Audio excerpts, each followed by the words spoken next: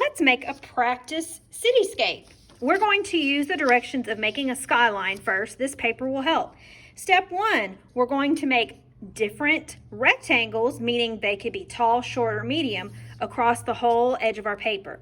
Step 2, we're going to add shapes on top to make towers or toppers on top. Step 2 shows 2 different examples. You can use these examples or you can come up with your own.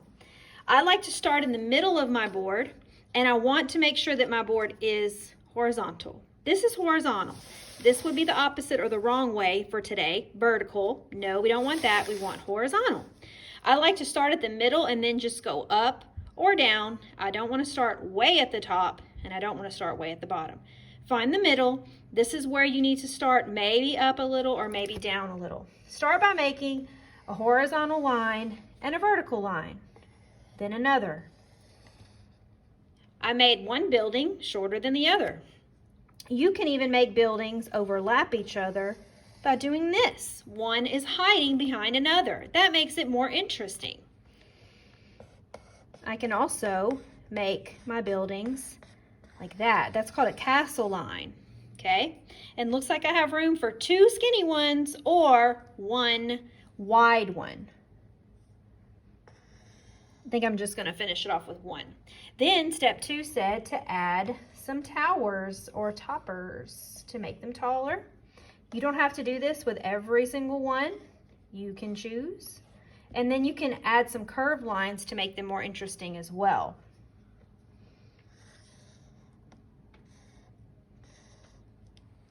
Use the idea sheets for inspiration if you'd like. Now, after you finish your towers, you can use other idea sheets to make some designs, okay? I love this one. Even though the buildings are spaced apart, I still love the designs, and I'm going to use the shapes and lines to come up with some ideas. But don't make your building spaced apart. Just use it for ideas. Let's see. I think I'm going to go inside and add some lines, doors and windows if you want. I'm going to add a topper to this one. You might notice that some of the buildings have shapes that are colored in black. And you may have remembered from our examples that when we make our cities, we are going to be coloring in some shapes black if we want to. Don't do that today though if you're using a dry erase board. We don't want to waste all of our marker juice. So please only keep these black and white. Just practicing. Later, remember that you can add the black to darken in some of the shapes, but not today. You can add any kind of lines you want or shapes. Shapes inside of shapes if you want. It's your creation.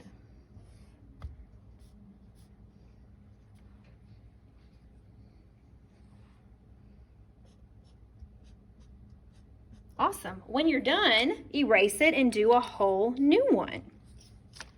Now I'm going to show you how to create some 3D buildings.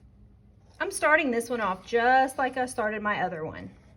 Except after I do a couple, I'm going to stop and leave a space and draw a 3D building. Okay, it doesn't matter how much space you need because I'll show you how to fill it up later. To draw a 3D building or a building that you can see from 2 sides instead of 1, you will make a vertical line down, and then at the top of the line, turn it into an arrow by drawing 2 diagonal lines. Then find the edge of your arrow on the left side and go all the way down, and do the same on the right side. Find the edge of your arrow and go all the way to the bottom. It already looks 3D. This is one side of the building, this is the other. The middle line will show the corner of the building. You may do that, and I want you to try because I want you to practice making 3D buildings to make your drawing more interesting and to add depth. Wow. Then go and make some copycat lines down the building. They can be far apart or close together. This will add more depth or dimension to your buildings. When we make something 3D, it stands for 3-dimensional. That's why I use that word dimension. If your building is flat and you only see the front of it, it's called a shape. It's flat, it is two-dimensional.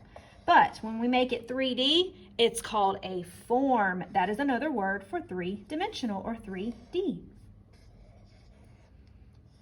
And I'm doing like I did before, I'm decorating my buildings. If you have an empty space like this, turn it into a skinny, flat building or even a wide one if it's wider by just drawing a horizontal line. And then you can go in and decorate it like we did before. Let's try that 3D technique one more time. Find a space on your paper, draw a vertical line down, turn it into an arrow. These arrow lines can be long or short. Then on the edge of each arrow, go all the way down on the right side as well.